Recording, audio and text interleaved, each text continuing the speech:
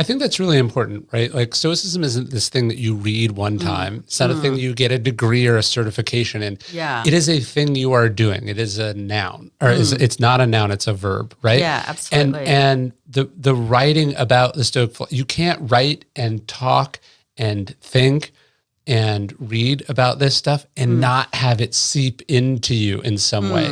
And that the longer you do that, the more you do that, the more able you are to draw on it in moments big and small in your life. So if you see Stoicism as this thing that you are studying, as opposed to a thing that you studied, you're a bit closer to what it's supposed to be. And by the way, that's what Marcus Aurelius is doing. That's what Seneca is doing with his friend Lucilius, is this kind of ongoing dialogue practice process that's helping them get a little bit better every day at the thing. Absolutely. And you have to keep doing it. Yes. Because you drop it. It's like going to the gym. You stop going. I had my big thing that I'm struggling with at the moment is if people are rude to me, or if someone's, if I'm having to deal with someone that's obnoxious, I get reactive back and I get shitty with them. And I ruminate. Yeah. I'm like, how dare that person? Sure. And Stoicism has been you go back to what does Stoicism say? Oh, you can't control them. Oh, of course. I have to control my reactions. And it's never wrong. I don't always like Stoicism. Yeah. I don't necessarily like the fact that it's a bit unforgiving. Yeah. But it hits real, and you know what's funny? It's very forgiving to other people. It's not forgiving to you, right? Like, the passage that I have helped popularize, this one from Marcus Aurelius about how the obstacle is the way. Yeah, absolutely. What he's specifically talking about is difficult people. Yeah, He's saying that they are the opportunity for you to practice the Stoic ideas. It's so you could be trying to have a wonderful, loving, friendly conversation with someone, and then they can make that impossible, but they can't take away from you the opportunity to practice some other kind of virtue: patience, forgiveness, empathy. And I try to remind myself that that's when the Stoics say the obstacle is the way. They're not talking so much about pandemics or car crashes or injuries or bankruptcies. They're mostly talking about day-to-day interactions with annoying, obnoxious, frustrating, evil, stupid people. And Marcus actually put it very plainly in his book, each day you will Right wake in the up and beginning. there'll be annoying people. And it's like, oh, of course. And I love the quote by Seneca, we are bad men living amongst bad men, and only one thing will calm us, and that is we must go easy on each other. Yes. To me, that's the great calming quote, because I think if I was to diagnose one of society's biggest problems right now, it's anger. Anger seems to me, there's a huge sort of increase in reporting of domestic violence in Australia. I'm sure those statistics are across the board. Road rage has gone up, assaults. People, also every shop you go into, little signs saying don't abuse the staff. So insane. It's insane. So it's like, okay, we have an anger problem.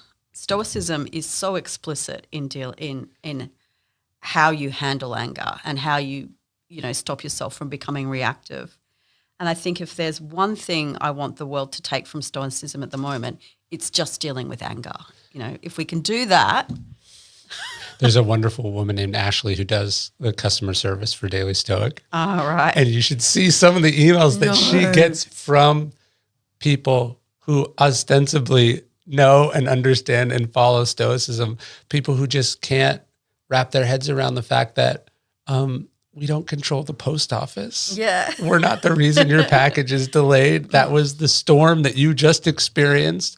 That was the ocean that it had to cross.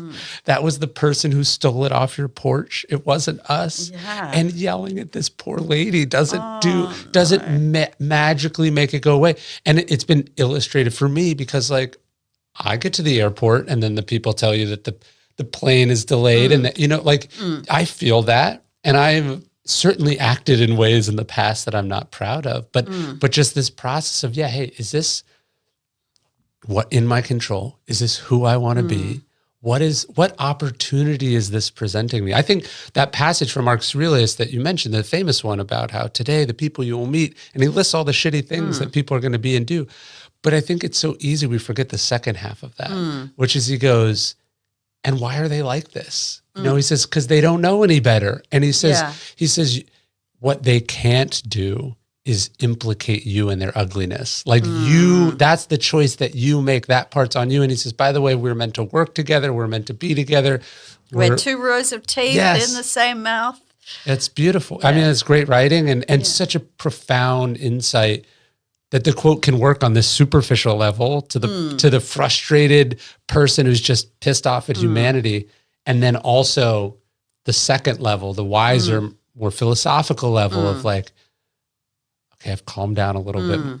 Here's how I should think about this. And I think also just thinking about anger is that not being angry may not necessarily, you might not get on the plane earlier or whatever, but I think you're creating a situation where if you bring the temperature down in your own interactions, it does have a knock-on effect. I had breakfast with a friend yesterday who works as a volunteer counsellor for Lifeline, which is the suicide hotline. Yeah, suicide hotline. And I always like asking him when I see him, what's the main kind of thing that people are calling up about at the moment? Like what's the big issue?